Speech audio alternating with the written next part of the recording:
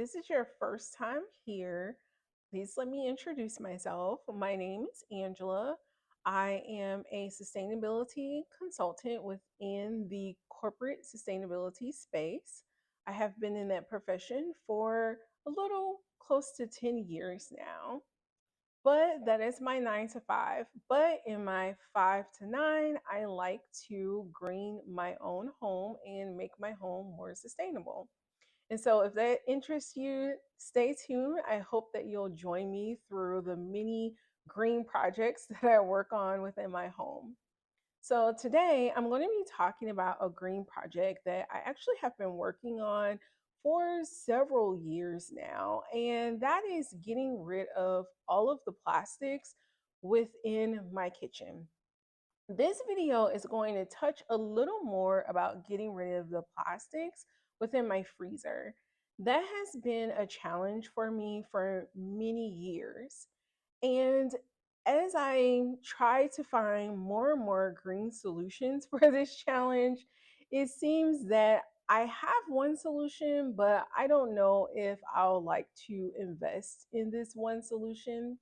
So let me go ahead and get into it, and I'll explain some of the issues that I have with trying to get rid of plastic within my freezer and refrigerator, and I'll explain some pluses and minuses to some solutions that I have tried, and then I'll show you the solution that I have come up with to date.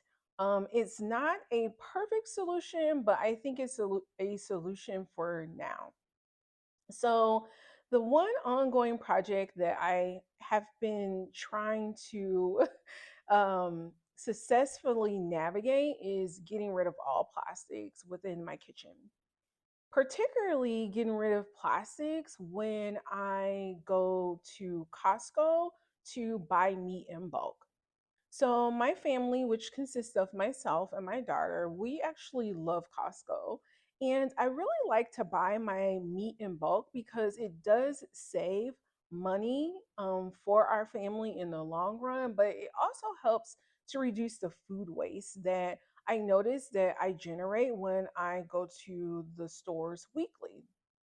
If you're like me, I absolutely love Costco haul videos, and I love to see how people separate their Costco food so that it does reduce food waste from happening. But in watching a lot of those videos, a lot of the content creators are using plastic to separate their meats that they haul from Costco. And so I too was in the same boat. I used a lot of plastics initially when I first started shopping at Costco. So, the one way that I wanted to address the food waste was initially I went with baggies, just like everyone else that I've seen in a lot of the Costco haul videos. They'll use plastic Ziploc bags or baggies to um, separate their meat so that it can preserve the meat a little longer, but also help to reduce the food waste. And that is something I also did initially, and I felt so guilty doing it because it was single use plastic. And I just felt that it was just very wasteful. And it's not good for the planet. Additionally, it's not good to store your food in plastic, and it just wasn't a good solution. And so after really feeling guilty about using the plastic bags, I went on to use something else that was plastic, unfortunately. So the more and more I watched the content creators who had Costco hauls, I noticed that they used um, this Glad press and seal like plastic system. And it reminds me a little bit of like a vacuum seal system where it kind of keeps the meat um fresher a little longer because it's pressing out all of the air from the container or plastic wrap of the meat. But once again, my conscience got the best of me, and I just kept feeling guilty about using single use plastic to separate my meat. There was a positive side to using both of these single use plastic systems. And the positive side was I can actually see how many serving sizes was within that particular bag.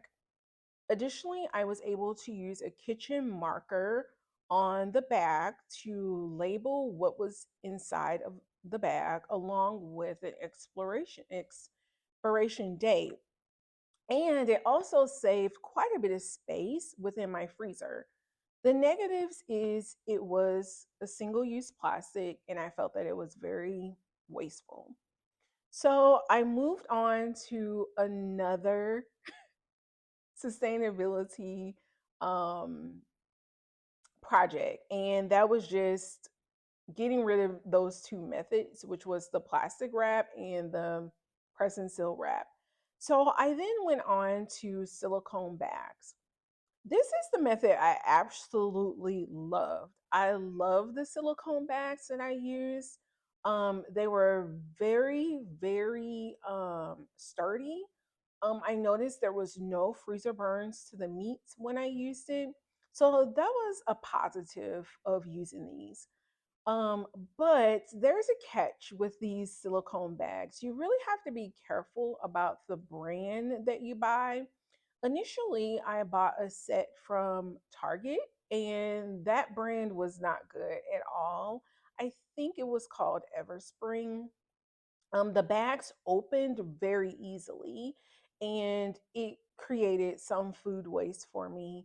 And then I bought Stasher, which, in my opinion, is the ultimate um, silicone food grade bags out there. And I really enjoyed using the Stashers. Unfortunately, I did not have enough Stasher bags to get through a full Costco meat separating, and just the cost of the stasher bags themselves was pretty expensive. So, out of all of the solutions of trying to get rid of plastic in my kitchen, the silicone food bags were actually one of the most sustainable solutions that I found. But the issue that I have with it is cost. It's substantially a large cost for them, and I'll go into that a little later in the video. So, since I did not have enough stasher bags, I then moved on to a system I already had. And this is called Super Cubes. These are also another silicone food storage system. I think that it actually was having a moment a few months back because a lot of people were using them for like meal prep containers for meal prepping. I, in the past, have used them just for soup, but I decided, well, if that works, for them, then let me try it for meat. It didn't work for me for the meat. I found that it was really hard to use this system for storing meat. Um, One reason why is I could not see within the container of how many servings of meat was in the container. Additionally, I could not write on the container with a kitchen marker so that I knew what the expiration date was and the serving sizes that was within that container. So this was another fail for me. And I'm almost embarrassed to say this, but even after that fail, I went back to the magic wrap.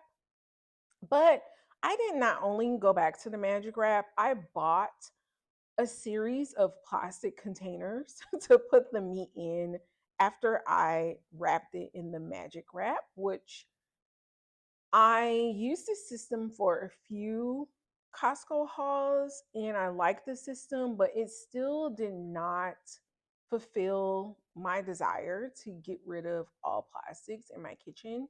So I went back to the drawing board, and of course, I went to YouTube to see if there were any other sustainable households that were not using plastic to separate their meat from their Costco haul.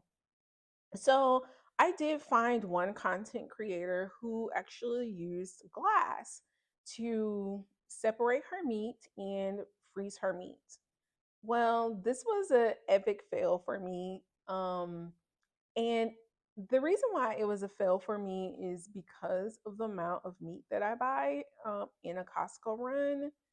And I don't buy a lot of meat, but it's enough meat to last me and my daughter for 3 months.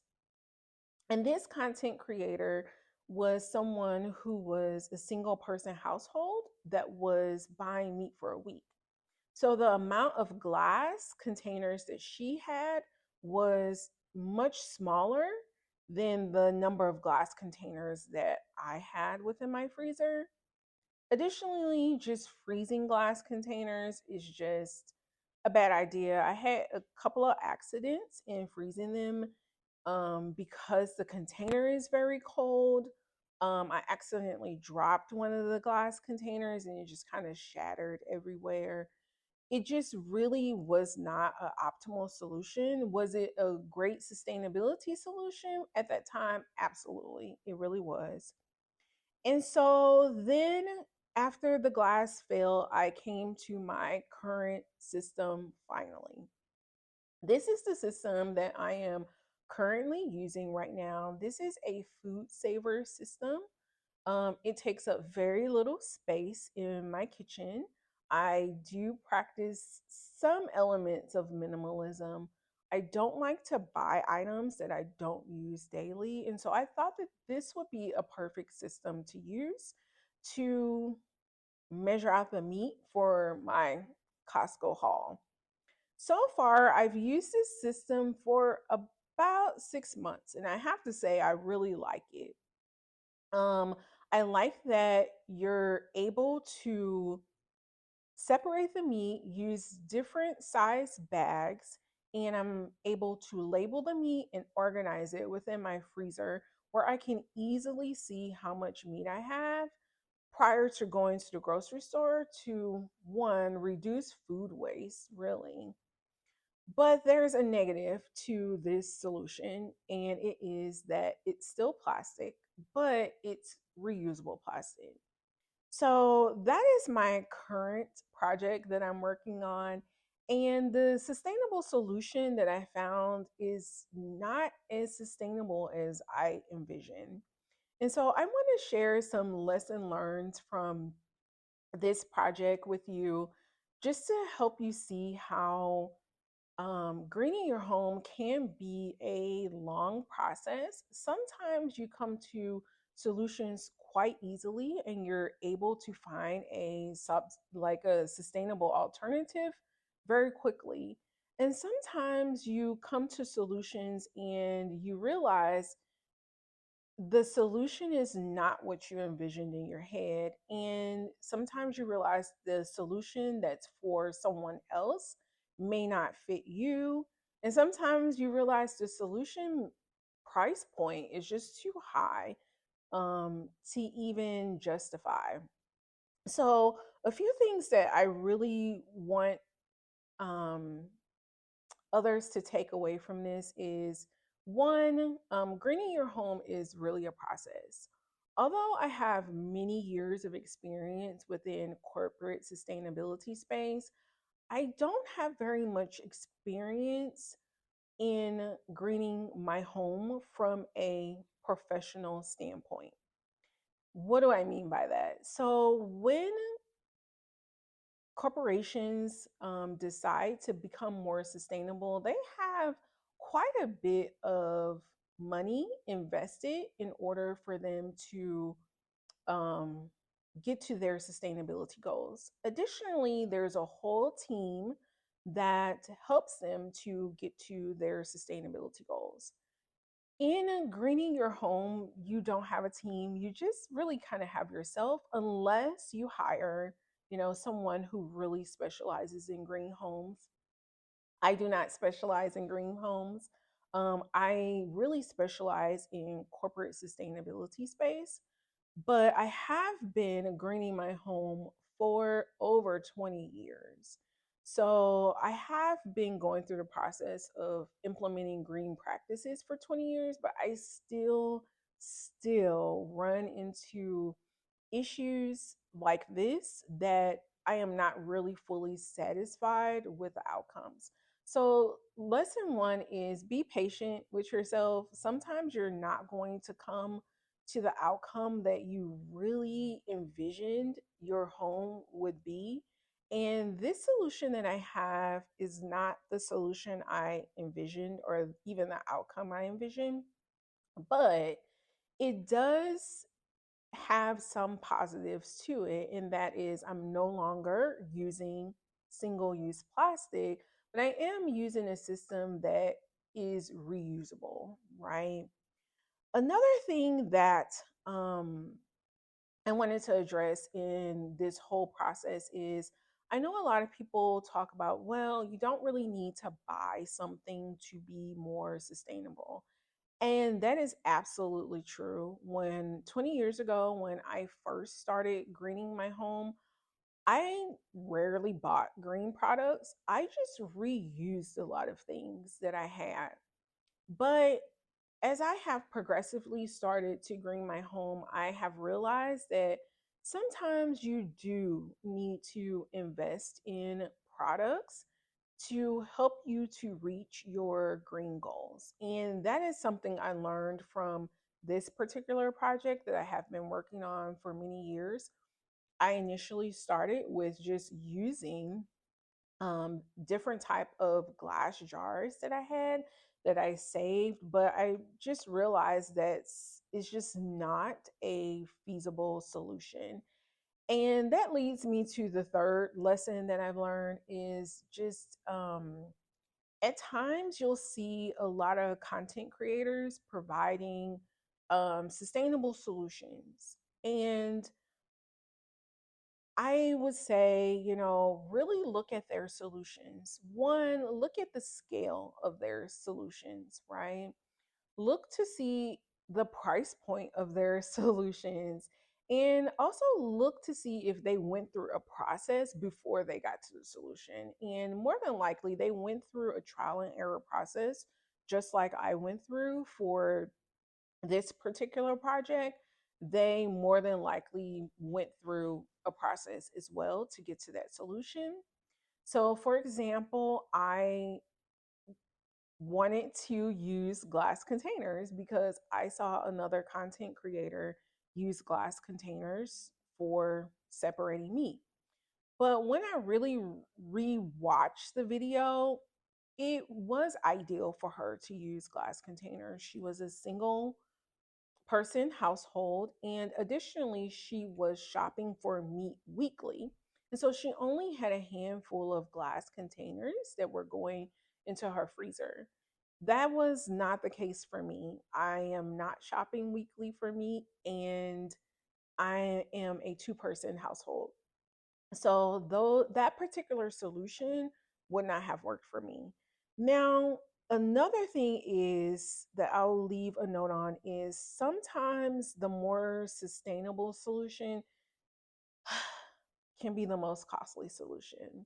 So, out of all the solutions that I went through, from plastic bags to plastic wraps to food grade silicone bags to silicone cubes, back to magic wrap, and back to plastic containers, and now the system that I have, a food saver system. I say out of all of those systems, the number one sustainable option would be the silicone food bags from Stasher. And unfortunately, they're also the most expensive solution to this problem that I have. So, just to give you an idea of the scale of what I'm saying, how expensive. So, the Food Saver bag system that I purchased, that I'm using now, came with the little vacuum seal, and it came with a few boxes of reusable bags. That system, I think, cost me a little under $100. But if I was to transition to the stasher system, I would need 20 snack bags, 20 quart size bags, and 10 gallon size bags. So the snack bags are $11 each. The quart size bags are $21 each. And the gallon size bags are $49 each. So if I got all of the bags that I would need for a single Costco haul, that means that I will be spending $1,130 in stasher bags to reach my optimal outcome of completely getting rid of plastics in my freezer. Um, and for me, this is not an investment I want to make right now. I just feel that that is a little too high. So, unfortunately, although that is the most sustainable option, I'm going to settle with the other option of the food saver for now. So, if you have ever tackled this particular sustainability problem and you have been successful with it, and if you have been successful with it with a Costco haul, please leave a comment below. I would really love to hear from the other sustainable home people who have found a solution to this. My solution that I have is much better than my initial solution of single plastics, but I'm going to keep working on this particular green project. And if I do decide to invest in the stasher bags, I'll come back and do a follow up video. But for now, the solution that I have is, um, I think, the happiest solution that I have at this moment. So this is an issue I'll keep working on. But until I move on to my next green project, thank you for watching and happy greening.